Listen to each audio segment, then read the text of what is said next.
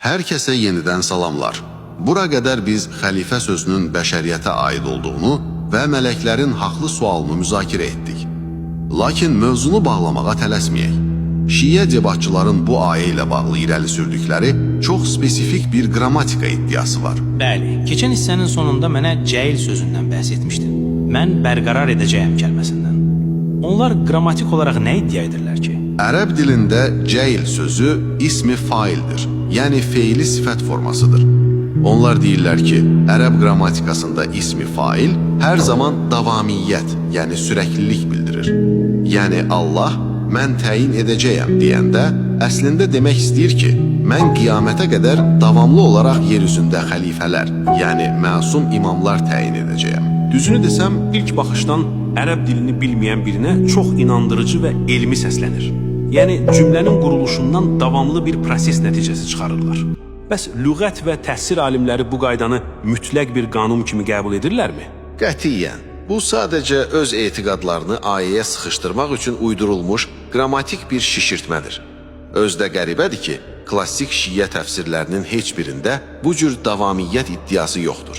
Əksinə, məşhur şiə alimi Fəthullah Əl-Kəşani özünün Zübdətut Təfəsir kitabının 1-ci cildində bu ayəni izah edərkən çox sadə bir qeyd düşür. Nə deyir Əl-Kəşani? Deyir ki, buradakı cəil sözü sadəcə gələcək zaman mənasını ifadə edir. Vəssalam. Yəni heç bir davamiyyət, kəsintisiz imamət zinciri yoxdur. Allah sadəcə mələklərə gələcəkdə edəcəyi bir hərəkəti xəbər verir. Deməli, ismi failin həmişə davamiyyət bildirməsi qaydası əsassızdır. Bəs Quranın özündən buna başqa misal göstərə bilərikmi? Yəni, elə bir ayə ki, orada ismi fail işlənsin, amma davamiyyət deyil, ancaq gələcəkdə bircə dəfə olacaq bir hadisəni bildirsin. Mükəmməl sualdır və Quranın buna verdiyi cavab qapazaltı kimidir. Gəl Qəsəs surəsi 7-ci ayəyə baxaq.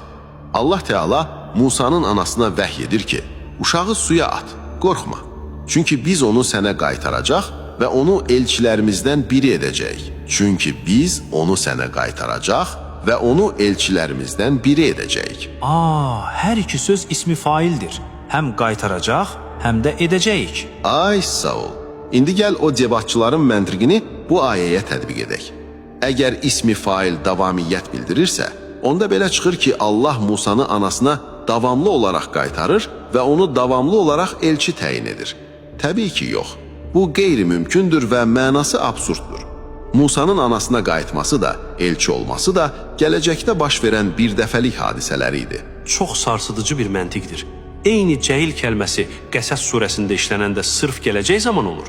Bəqərə surəsində işlənəndə isə birdən-birə qiyamətə qədər davam edən imamət mənasına gəlir. Bu sözlərlə açıq-aşkar manipulyasiya etməkdir. Eynən belədir. Dəlilləri dərindən oxuduqca bu kimi manipulyasiyalar sabun köpüyü kimi partlayır. Lakin onların ehtiyatda daha bir iddiaları var. Deyirlər ki, yaxşı, bəşəriyyətdir, qrammatikanı da qoyduq kənara.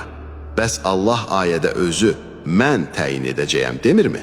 Deməli, xəlifəni ancaq Allah seçə bilər. İnsanın xəlifə seçmək hüququ yoxdur. Bu isə daha çox teoloji bir fəlsəfədir. İnsanın iradəsini və seçim hüququnu əlindən almaq deməkdir. Buna necə cavab verilir? Bax, Quran ayələrinin özü ilə bu təməl iddianın necə çöktüyünü və böyük alim Əl-Qurtubinin bu ayədən əslində hansı ibrəti çıxardığını silsiləmizin 4-cü və sonuncu hissəsində birlikdə yekunlaşdıracağıq. Hər kəsə yenidən salamlar. Gəldik çıxdıq, xilafət ayəsinə həsr etdiyimiz bu maraqlı silsiləmizin 4-cü və sonuncu hissəsinə. Bəli, çox sürətli və maarifləndirici bir yol gəldik. Xəlifə sözünün bəşəriyyətə aid olduğunu, mələklərin o heyrətamiz sualını və cəil sözünün qrammatik sirrini öyrəndik. Amma sən keçən hissənin sonunda iddiaların bəlkə də ən fəlsəfi olanına toxundun. Elədir. O iddia nə idi? Deyirlər ki, ayədə Allah özü şəxsən mən yer üzündə bir xəlifə bərqərar edəcəyəm deyir. Yəni, işi öz üzərinə götürür. Buradan da belə bir nəticə çıxarırlar ki, xəlifəni, yəni imamı yalnız Allah təyin edə bilər. İnsanların özlərinə xəlifə və ya rəhbər seçmək haqqı yoxdur. Bəli, yəni Allah edirsə biz qarışa bilmərik məntiqi. Səsləniş etibarilə çox təslimiyyətçi və dindar bir yanaşma kimi görünür. Buna necə cavab vermək olar? Quranın öz dili ilə. Əgər biz bu məntiqi, yəni Allah edirsə insan edə bilməz məntiqini mütləq bir qanun kimi qəbul etsək, çox gülünc və xətalı nəticələrə vararıq. Gəl sənə 2 sadə misal çəkim. Nəhl surəsi 72-ci ayədə Allah buyurur: Allah sizin üçün özünüzdən zövcələr, yəni həyat yoldaşları yaratdı. Cəələ.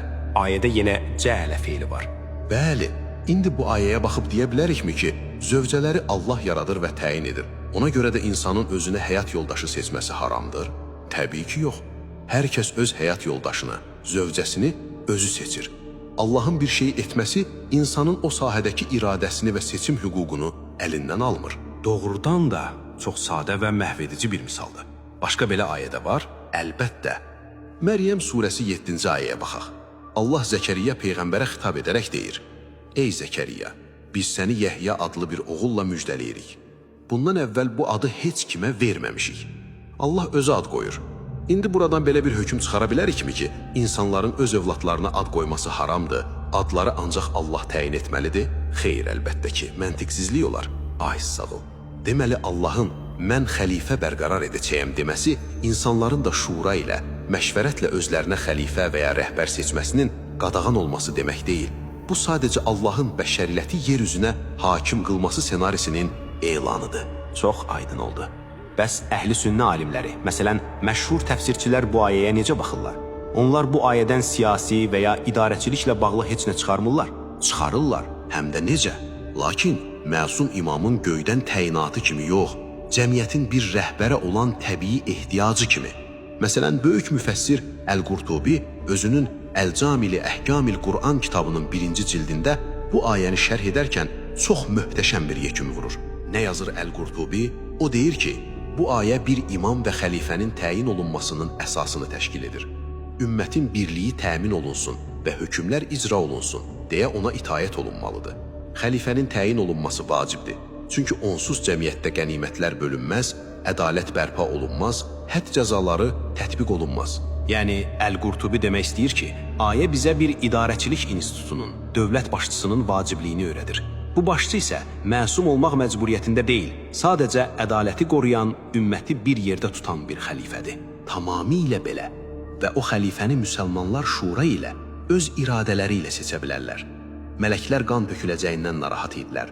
Allah isə insana iradə verib, xəlifə etdi və bu yer üzündə nizamı qorumaq üçün rəhbərliyi, idarəçiliyi, şəriəti göndərdi.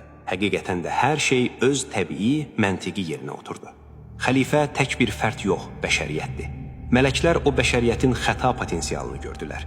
Qrammatika sübut etdi ki, burada kəsintisiz bir təyinat zinciri yoxdur və nəhayət Allahın yaratması bizim seçimimizi əlimizdən almır. Bu 4 hissəlik silsilə mənim üçün böyük bir aydınlanma oldu. Mən də sənə və bizi dinləyən hər kəsə təşəkkür edirəm. Quranı parçalayaraq yox, onun daxili bütünlüyünə, dilinə və məntiqinə hörmət edərək oxuduqda həqiqət özü günəş kimi parlayır. Yeni araşdırmalarda görüşənədək özünüzdən müğayət olun. Hələlik. Hələlik.